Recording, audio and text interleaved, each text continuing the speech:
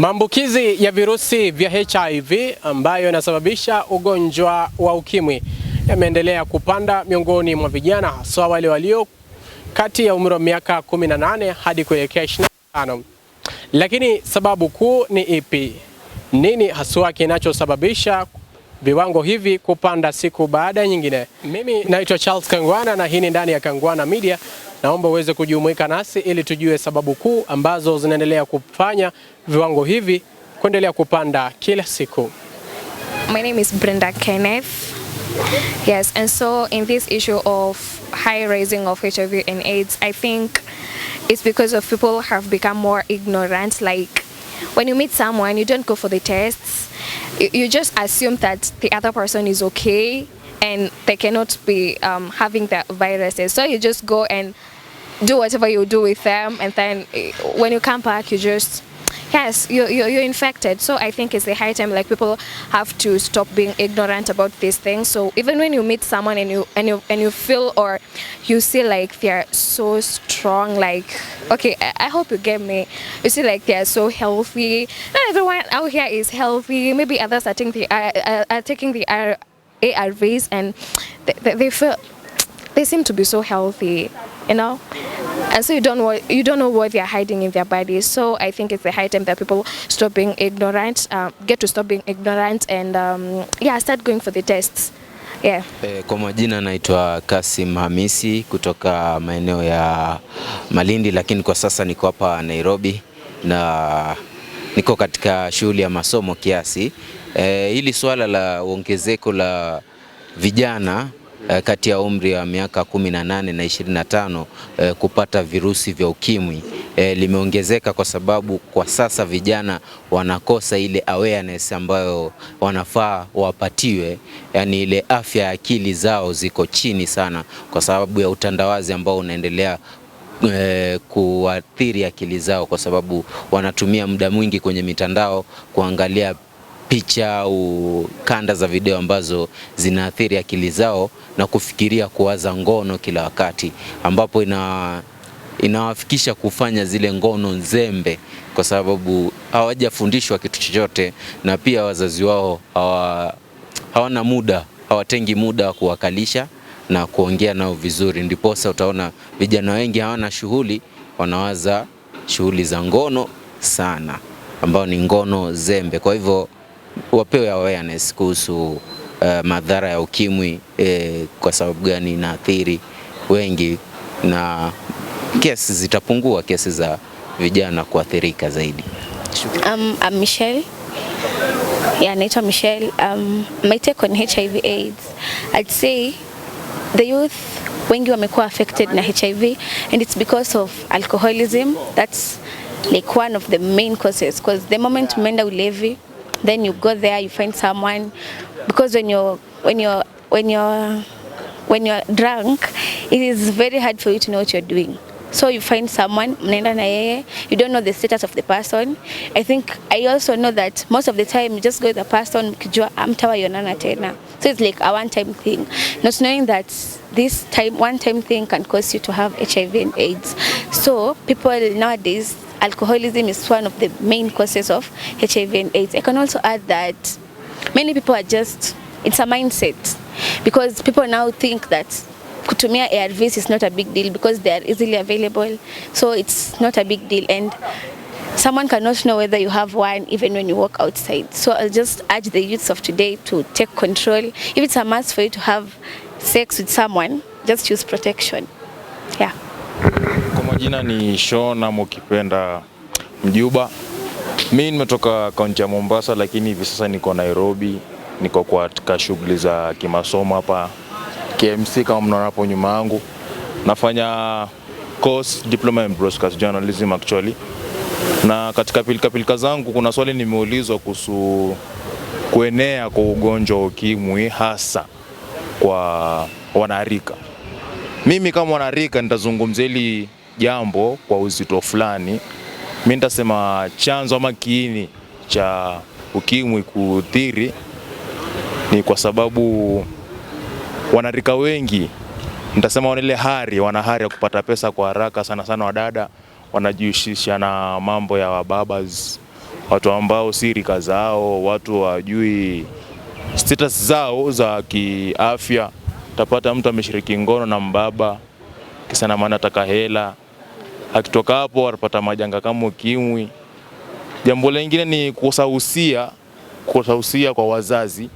Alafu na jambo la mwisho kabisa nikizungumzia ni sana kwa sisi vijana. Nasema huku kusha hivi vitu vya swala la madawa kulevya, kuna hizi shindano ambazo watu wanajidunga, wana share sana yani. Pia zachangia sana kwa sisi vijana, si kwa wanawake. Okay, my name is Rael Matata, Instagram Kayla Rael, and TikTok Kayla Rael, ama Rael Matata. My view is most youths are infected with HIV and AIDS because of number one, ignorance, because you find that most youths are ignoring the safety measures of HIV and AIDS. They are supposed to go to the VCT, or maybe when they are having sex, use condoms and all the types of protection, but you find that most youths are ignoring that. They're not using protection, they're not doing what they're supposed to do. Number two, why most youths are being infected with HIV and AIDS is using drugs, the use of drugs. You find that as a girl, like a good lady like me, they go to the club, they get drunk, wanalewa ile sana. You find that mtu amezima, hata hawajisikii. And then after that, that lady is carried by men, is raped. And after that, akiamka, you find that hata msee hajui kama kuna kitu ili happen, you know. So that too much taking of alcohol and other drugs ndo ina cause most youths wakwe infected na HIV and AIDS. And lastly, I think is ignorance. Hiyo nishasema, most of them, they don't want to visit the VCT and maybe know their status. So you find that niko tu hapa najiangalia hivi naona niko healthy, but nikiambiwa ni visit daktari, I don't want to. I'm just there. I'm not even sure of my status, so I go and sleep with other person, I infect them. Na saa hiyo sikuwa najua. So they don't want to know their status, they don't want to use protection, too much drugs and alcohol and ignorance. That's it. My name is Morel, and I'm here to talk about the issue of why AIDS is spreading a lot among the youths, I'd say, 18 to 25 years old. I think one of the major issues ni lack of awareness. Siku hizi naona awareness haicreatiwi enough kama like kitambo tukiwa in primary schools and all that. We used to have these talks za wase wanakuja kutu encourage na kutufunza kuhusu STIs. Nowadays ime-minimize sana because watu wana assume social media inafunza wase. But in reality, social media actually ni easier uharibikie social media than ujifunze. So your lack of awareness is a very big issue. Another issue is drug abuse. You've seen over the past few years drug abuse Kenya may increase, and most of the people involved in it need the youngins, 30 years and below. And that's a very big issue because when you're too much into drugs, you tend to lose yourselves and unafanya vitu zenye haujui, mostly the wrong things. Unajipata uko involved in the wrong company most of the time. Unajipata you want to get cheeky most of the time, especially with the ladies. And I think that's a major issue because when watu wakiget cheeky kwa sababu ya drugs, unapata hawa consider facts kama kutumia protection and all that. And I think for me those are very major issues. Yeah. Na pia pressure pia. Kwa majina naitwa Chelsea Njuguna, niko kwa department ya engineering. Mimi maoni yangu nitasema ni watu wengi hakuna, ukipata HIV huwa kuna ile mtu anasisa kitu cha kwanza anafikiria atakufa. Then the next thing kuna hiyo deterioration of mwili. Sasa yeye anashangaa sasa kama maybe ni mnene alafu aanze kupungua mwili. Sasa ile watu wataanza kujua huyu mtu ako na HIV. So atakuwa ile hataki kukufa peke yake. So ataanza kuspread, ataspread hivyo. Sasa ndo napata watu wengi wako na ukimwi. Mtu hujui umepataje, lakini kuna ile mtu maybe umeenda na yeye party inject, then hiyo damu anaiweka kwa maybe hiyo drink yenye unakunywa, then baadaye unajipata ukienda kupima unajipata uko na HIV. Kwa majina mimi najulikana kama Roster C.